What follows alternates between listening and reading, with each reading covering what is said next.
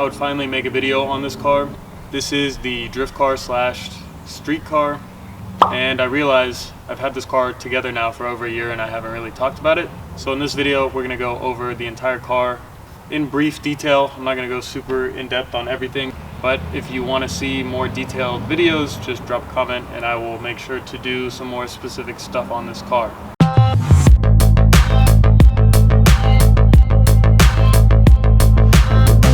Alright, first and foremost, this is a 1995 BMW 325 IS.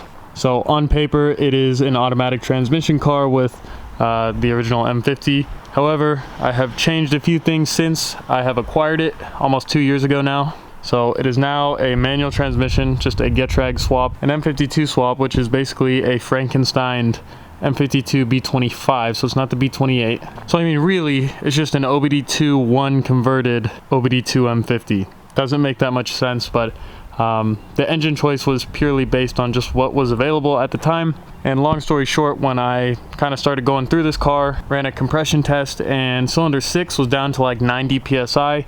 And at the time, because I was already doing the transmission swap, it was actually just easier to go ahead and pull the engine out and pop something else in it. And since then, this has been an awesome platform to learn drifting. So I just want to get that out of the way. This is a really great car for that, if that is kind of what your goal is with your E36. I have been able to street drive this car over 15,000 miles and track it twice, with plenty more events lined up in the future. But I'm just going to go over the car now. We're going to talk about a few things here and there, and hopefully it won't take too long. And one more thing, the reason I want to make this video now is because cosmetically this car is tired, to say the least, and I have a lot of things planned for this car and a lot of parts kind of ready to go. So I wanted to document the car in its current form and shape before things get changed up a little bit and it looks better. But right now, it kind of looks like a daily driven street slash drift car, which is exactly what it is. So up front we have, believe it or not, this is in fact an original E36 M3 WBS VIN bumper. So it's not like an eBay rep or anything, but it's in pretty rough shape. The plan is to repaint this with all the other original M3 kit that I am planning on putting on this car. So that time will come. Some very cheap Amazon yellow fog lights, add a little bit of spice to the white, I guess. This car's never been wrecked, though it may appear that way. The previous hood flew up on the previous owner and they replaced the windshield but not the hood. So long story short, this hood is missing like all of its clear coat. So it is the same Alpine White 3, but it doesn't look it at all. It looks pretty bad. Also missing the little bumper grill there that flew off at Thunder Hill, but I have that, just need to reattach it. Normal plastic headlights and depot clear corners, as well as depot clear side markers. As you can see, the side profile on this car kind of sucks just with how it looks right now, but this car never came with any sort of side skirt whatsoever, so just bare chassis right there. So it looks kind of funky. And the earlier cars, like the sedans and everything, would have a like kind of just primer gray color for that bottom quarter kind of side skirt piece. And this is of course paint match to the car, so it just looks a little naked. And then again, that lost that at Thunder Hill also. I never got that back, so I had to buy another one of those. I have some depot clear smoke taillights. This one in particular loves to collect water, which is awesome, so a little fish tank to go with the car. Of course, just kind of funny, everybody gets super upset about this. It really hurts feelings. This was actually my fault. This is a Thunder Hill scar from running a bunch of spares up on the trunk, and the strap kind of rubbed through the trunk here. This car has some window tint on it. I bought it this way. This was like the only thing that was done to the car. It's pretty bad tint. As you can see, it's bubbling here, but I don't mind it. I actually like the window tint on this car. I think that it kind of contrasts pretty good with the white. It's not super dark, so you can still see out of it at night and things like that. But yeah, overall exterior is super basic. It just has a few little battle scars here and there. There's lots of tire marks from the blown up tire at Thunder Hill that I kind of need to buff out. But again, this, I don't know. It's kind of nice having a car like this because I can kind of leave it alone and it just works, and chalk all this kind of stuff up to it just being a track car slash street car. So I mean, presentable enough for me to drive it around. You know, as far as E36s go, it's actually very straight. It doesn't have any major damage at all. There's really no major dings or dents on this car. There's a few little door dings and stuff like that, but nothing major. Of course, with the exception of the hood flying up at some point, kind of chewed up these fenders and stuff. But again, it's really nice owning this car because it is, at the end of the day, kind of just like a hybrid street track car, and none of this stuff bothers me. On the M3, this stuff would kill me, but this car, if anything, kind of adds character. All right, so that is a brief walk around on the exterior of the car, and you know, pretty basic, which I do like, but I am trying to switch it up a little bit. Anyways, let's get into what I actually ended up doing with this car.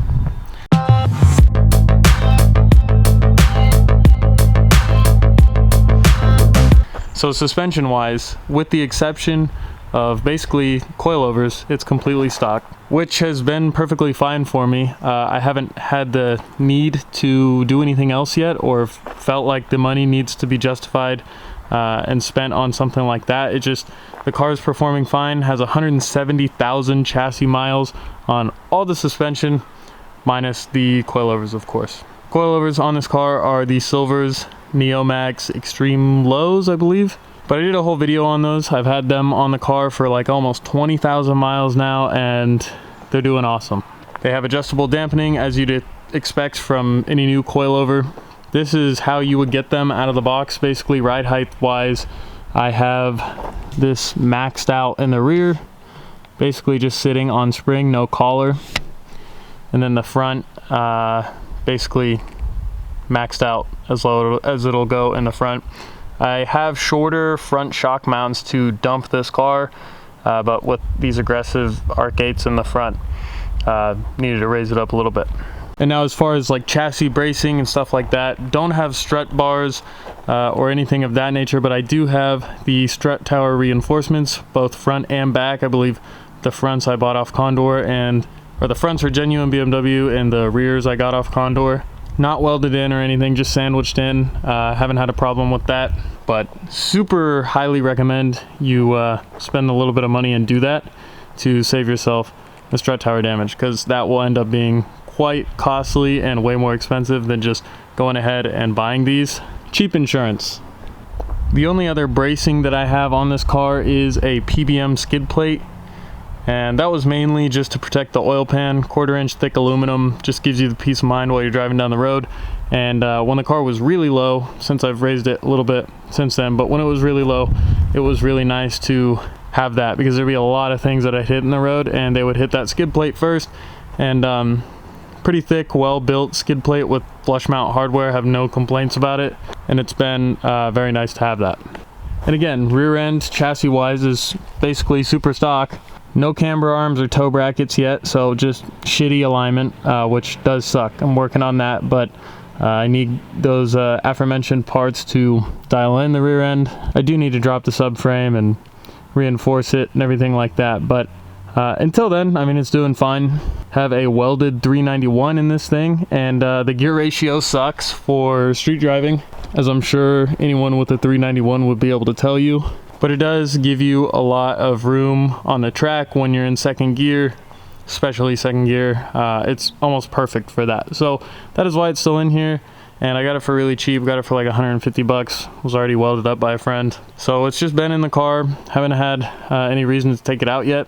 But if I come across a different differential, I will probably pop it in and try it out. Everybody has their opinion on ratios, but 391 isn't horrible. Just sucks for fuel mileage and sitting at 4.5, 5K on the freeway. And that's basically it for everything outside and underneath the car. Of course, I'll talk about the wheels, but they're always different on this car. Up front, I have like 10.5 wide arc-8s. They are just what has tire on them right now, so very not good. The reverse staggered setup kind of sucks. These are 8.5 wide style 68s, and the tires on all four corners are burnt out. Definitely need new ones. Anyways, I should mention everything on this car works. That was the goal, putting it together, and I'm pretty happy that like 99.9% of everything works.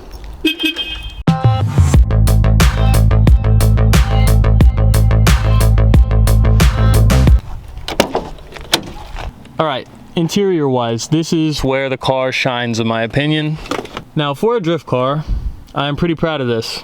To me, it was crucial that I put a full interior in this car. I just don't like the gutted idea for something that's a street car. I, at this point in my life, cannot justify building something that is track only. And if I own something track only, no problem just gutting the car. But if I gotta drive this thing to and from, or if I'm just driving it around in general, the goal is to make this car as comfortable as possible. So with that said, let's just go over some of the interior things that I did with this car. Because I am pretty proud of how it's turned out. And of course, like the rest of the car, it is a work in progress. So it's nowhere near where I would like it to be. I'm pretty stoked with how it has turned out so far. All right, so like I said, I'm pretty proud of this interior. It is not perfect, and it will always, I'm sure, be a work in progress, but the full interior drift car thing is really important to me, and this car is like 99.9% full interior, which is awesome. Magma interior, very uncommon, very rare nowadays. I don't know how many people are driving around with Magma interiors, but this has most of a Magma interior inside of it, including the carpet, front and rear door panels, and of course the rear seats. So that is like the main eye-catching thing for the interior for me. I love Magma, love the black and brown contrast. Of course, everything in the car was tan, so a lot of the stuff is original black pieces from an original anthracite black interior car, but everything has kind of just been accumulated over time. Like the visors, finally, I've had no visors in this car for the longest time because I couldn't get myself to put the old tan ones back in. They're so expensive on eBay and everything, but I bought a parts car that ended up having really nice visors. So I have black visors, I have the like little lights, the original black map light. Before I had a dyed one, like I masked it off and everything and dyed it. So it's been a long time coming. I never ended up putting handles back in this car. I think it's cleaner looking without them. Now these seats, if you were wondering, are cold weather 318i seats, which is pretty cool because in the United States I would say these are very uncommon. And I'm stoked that I have them in this car. They work out perfectly for what I want them to do. They are lightweight and full manual for a street car. That's awesome. And they are just so comfortable. I am convinced that these are the most comfortable factory E36 seats. I do plan to swap them out at some point because they are just worn and tired, and I would love to have bucket seats in this car, but that day will come, not in a rush because they are just that comfortable. Now this wheel, I will admit, is an entire eyesore. NRG quick release. Really not a quick release guy, but me being 6'6", getting in and out of this car, it is kind of nice to take the wheel off sometimes. It is just connected to the very cheap Amazon knockoff of the NRG hub, but the actual hub itself, the quick release portion at least, is a actual NRG part.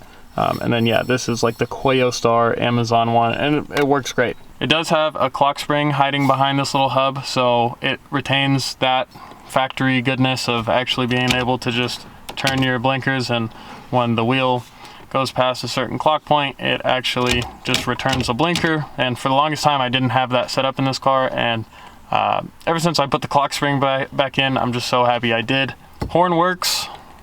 Again, factory clock spring feature just makes it very easy to keep your horn in your car. You can see we have 171,000 miles on the clock now. This is just chassis mileage. I have no idea what the actual engine mileage is. Little Kenwood deck, just Bluetooth or wired, which works out great. Speakers suck in this car, which is a huge next bucket list upgrade for this car because speakers will be a game changer. Went ahead and kind of just put new bulbs in the OBC, and I actually really like using this. In my M3 I have the 11 button OBC and it's not very helpful, but in this car it is kind of fun to go through and see your consumption and your average speed. And only thing that's annoying is drift car, you know, but if you have an E36, no matter what, you got something on the check control. Another new little addition that I've been trying to collect for the car is the wood veneer trim stuff. It's kind of hard to find now, and I figure I would like to start collecting while I still can, while I can still find stuff. So I have this wood veneer here on the dash. I have the little storage tray compartment, and I have a rear tray that I scored on eBay for like 25 bucks. So stoked on that. Again, there's tons of little parts in this car that kind of are just not that awesome. Like this shifts around, the clips are broken, or the tabs are broken where they bolt in through the center console. And there's a lot of mismatched stuff. I still have a few little dyed interior parts in here that don't quite match the rest of the original black, but it's close enough that it doesn't bother me all that much. Very important to me is having this center console set up. I don't understand why everybody gets rid of these, but I added it to my M3 and I added it to this car. Having this is awesome, I think. And then having the cup holder system where it's modular with the little cup holder ring, and this is, I think, like the OBD1, you could say, or pre-facelift version of this setup, because there's a lot of different variations of this, and this is my favorite. And I have it in both my cars, and I'm stoked because, I don't know, it just works well. Coin slot and everything, just kind of fun to have that kind of fun factory stuff. And again, it being OBD1, it's just so much more simple in here. You don't even have a central locking button, it's just switch on either side. And I don't know, car's basic. I, of course, added keyless entry to this car, as you saw earlier. So this car came with heated seats, and I'm not running those right now, so there's no switches for that. I plan to add a few more little creature comforts to the car in the future, but for now, literally just have the siren LED and the original cigarette lighter. But yeah, there's a lot of stuff in this car that's dyed. The headliner, I did the same kind of sauce as I did with the M3, which is the Amazon micro suede imitation fabric, and just did that. Did the pillars with that as well. C-pillars like that. Those lights are dyed and painted, as well as the parcel shelf, but I recently got like legit black speaker covers. It's funny that I'm going over all this, but it's all this little stuff that takes so much time to gather. Here is the little handbrake extension from Some Bitch Racing. It's fine, it does the trick. I don't love it, but it works for being on track. In case you're wondering, I just popped the button and the spring out for when I'm on track so it doesn't lock up on you. But of course, I would still like to use my parking brake and stuff when I daily the car, so that is why I just have this for now. Hydro eventually, but it's not top priority. This is a Garagistic short shifter chassis mount version 2. They sent this out to me after they saw how unsatisfied I was with the version 1. It's pretty short. Chassis mount is definitely an acquired taste. I don't love chassis mount stuff, but Garagistic sent it out and it works perfect for this application. This is probably the only time I would be using a chassis mount, is in something that is drifted on track or just in a track car. But for a daily or something that you're just like cruising occasionally, I would not suggest chassis mount. Maybe I haven't tried the right ones, but yeah, it's okay. Don't love it, don't hate it. It is what it is. I will say though, it is much better than the first iteration of their chassis mount. This second one that they released is much more improved, and I am happy that they were willing to send out their updated revised product, because this one definitely is better. I think last thing to talk about in here is these P2M mats. Car didn't have them before, and with this being a lighter carpet color, pretty easy to stain it up. So I love these mats. I do wish that they came in other colors, but this black and gray checkered contrast kind of works pretty well with the rest of the interior, I would say. So that is why I went ahead with those. They have worn down quite a bit, and I haven't had them in the car that long, so that would be my only complaint. But overall, they're nice, and I think they complement the car well. All right, I do apologize for the long-winded interior overview, but there's so many little details in this interior that have taken so long to gather and accumulate that I could just nerd out and talk about it for hours. But like I said, pretty satisfied with the interior as it is. There's tons of stuff I would love to, of course, upgrade, but everything takes time and a lot of money. So as of now, I don't hate it, and I'm pretty happy. Just it being a full interior E36 in the first place is hard enough to achieve, I feel like, nowadays. So we're gonna go to the engine bay, and that is where we'll talk about the refreshed M52, and from there I think I'll be about ready to wrap it up.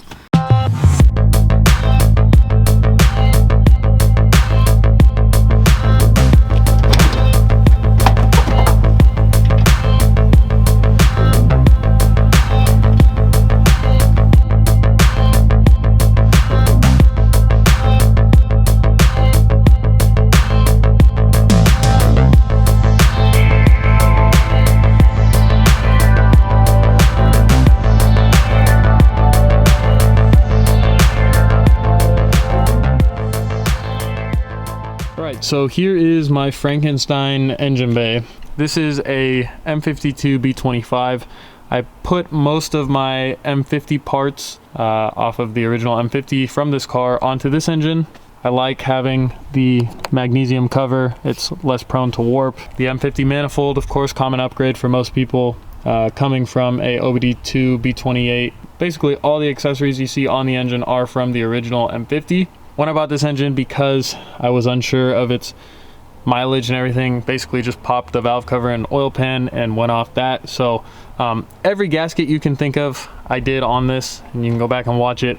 Aside from the actual head gasket. So I did not do the head gasket, but everything else, I swear to God, everything else. Rear main, I even did the new genuine BMW cam and crank sensors. I mean, I spent a lot of money on OEM parts to make sure that this thing would just be bulletproof at the track. And so far it has proven itself, and I'm glad that I spent the money where I did. It sucks how much stuff can be for these cars, but it's helped a lot just with overall reliability. When these cars are taken care of and these straight sixes are taken care of, you just can't beat them. They're awesome and just super dependable. That said, I have made some questionable decisions in this engine bay, and it is not its final form. I'm not super proud of how any of this looks, but it does get the job done. Cheap Amazon lazy 10 AN catch can setup, so it's not spitting any blow by like all over the engine bay. Not that it has any though. This thing burns almost zero oil, which is awesome.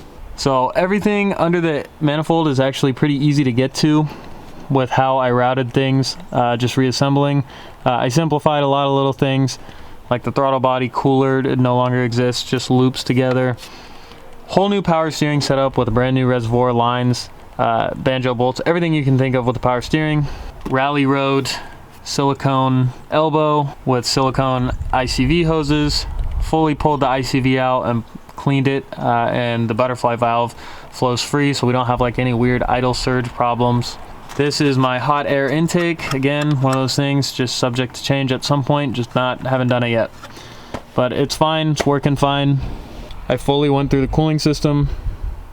Typically a very big weak point on these cars, so it's best to just go ahead and bulletproof the cooling system. It can be done for under $1,000 and you will have peace of mind. That's completely worth it. I don't really like SPAL setups or E-fans or whatever. I'm a fan of the clutch fan because it works, especially on these stock like inline sixes. There's no need to complicate things with an E-fan, in my opinion. As long as your clutch fan is not interfering with the shroud or anything and you have it installed correctly, it will work and it's not going to just explode. Like if this radiator is going back and forth and you don't have these little rubber bushings in here, you may run into those kinds of problems that the clutch fan gets a bad rap from. But overall, I just prefer it this way. Brand new radiator. This is actually a Z3M radiator, which has a couple more cores. Apparently cools a little bit more efficiently. Stewart metal impeller water pump, upper lower radiator hoses, as well as every other water hose underneath the manifold and everywhere else on the engine is brand new. So not dealing with any corrosion or cracked rubber or anything like that. Aluminum thermostat housing, brand new thermostat, and I believe that's it. Oh, and of course brand new expansion tank. And yeah, anything that I could upgrade with the cooling system, I did. Easier that way to just kind of take care of it all at once. That was the whole plan putting this together. It's tuned by 22 RPD. I have some things to say about that, but I'm just gonna save it for another time. Not a fan of their customer service, and the tune is not quite perfect for this car, and that's subject to change, but this won't be in here forever, so we'll worry about that when we need to. Only thing that is not working in the car right now is the air conditioning. Ever since I put it together, I still have not fixed it. I believe I bent a line here with the condenser, and I just need to figure that out and then recharge it. Last time I put refrigerant in it, AC worked great, but it had a major freon leak, so at some point I'll get to that. But it's cool here where the shop is, so not super concerned about it right now. But the reason it's still in the car is because I do eventually plan on using it. How you doing? Amazon for you. So those suck. Just need to delete those again. Buy original ones. The only thing that I believe is left to talk about is these engine and transmission mounts. the Condor VIP mounts. Now, I'm a little pissed that I bought these because right before they came out with the second rendition of these where they're reinforced, I had bought just the OG ones. They have held up for me, so they haven't succumbed to any heat warpage or anything like that, but I'm sure that it will happen at some point, so I just try and keep my eyes on those.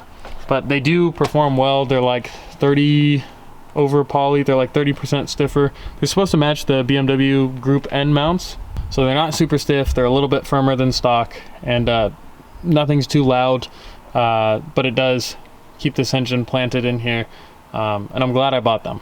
Same with the transmission mounts. I guess a good thing to mention too, it has a FX Stage 2, so basically an eBay Stage 2 single mass flywheel and clutch setup. This clutch has taken a beating, believe me. I never even properly broke it in, so it's done very well. Stoked with that. Kind of the necessary maintenance items like the CSB and the guibo, did all that. When I did the manual transmission swap, I did all new pedal bushings, I did new fork, new spring, new pivot pin, and everything you can think of that is serviceable. I did it just to I don't know, bulletproof the drivetrain. That was really important to me, and so far I'm super glad I did everything I did. Yeah, that's pretty much it. That's the engine bay. Not super pretty, but it does the job. Last thing to talk about, I guess, is the exhaust setup.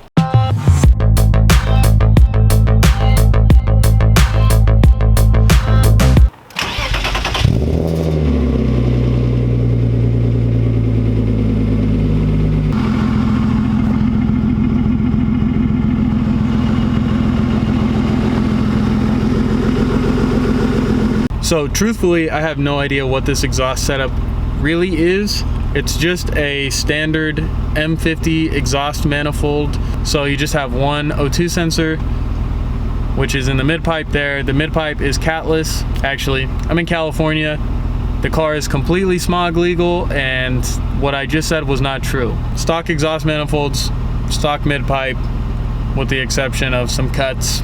And then the rear section is from a parts car that I bought. I believe it's just like a vibrant muffler, but I had a Ireland Engineering muffler on this car when I first kind of assembled it all, and I just didn't enjoy it. It was a little too quiet for me, and this has been the perfect tone. It's not insanely loud, but it's loud enough to where I'm on track and I have a helmet on, I can still hear the car, and it doesn't drone on the freeway. Like, it's a really good exhaust setup in my opinion.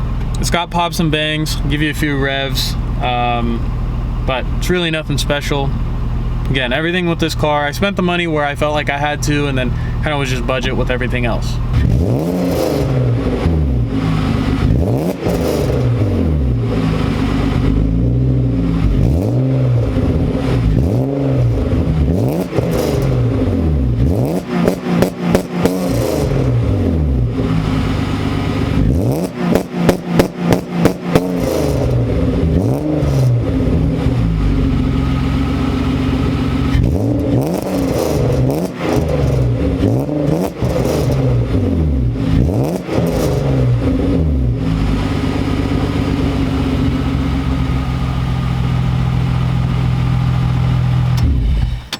And if you were wondering why it hard cuts on the limiter there, that is the lovely tune that was not requested. 22 RPD put launch control on this car.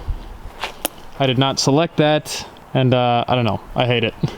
So unless the car senses wheel speed, you are capped at like 3,500. But if you want to hear more of this car, there's plenty of videos on the channel with proper exhaust notes, but I should do a video at some point. I think I got it all. I'm sorry this video is very long-winded. I'm very bad at making things concise, but that was as brief as I could make the video while still being able to cover pretty much everything. There is just a lot to the 325. I have done a lot to that car and I've learned a ton. So if this video tells you anything, it should just be that the E36 is a very reliable platform. These cars are absolute tanks. There's a reason that this chassis is popular for drifting, for motorsport in general. They are just tried and true, very solid cars. When you take care of them, of course. So that is like the major caveat to all that. You still got to do the maintenance and stuff if you want to make them reliable, but I built my car for reliability and it has done just that. It's been perfect It's never left me stranded. It is proven to actually be the most reliable car I've ever owned. Ironically, it is driven the hardest out of everything I've ever owned. So that's basically what I'm trying to get across. Thank you so much for checking out this video and checking out the channel. If you like E36 stuff, there is an abundance of E36 content that I have put together over the past few years. Thank you guys for watching. If you have any specific questions or topics you want addressed with the drift car or anything else, please drop a comment down below. That is the easiest way for me to know what to film or make a video about. Thank you guys for liking, subscribing, share the video if you enjoyed it. And with all of that being said, I'll see you in the next one. Peace.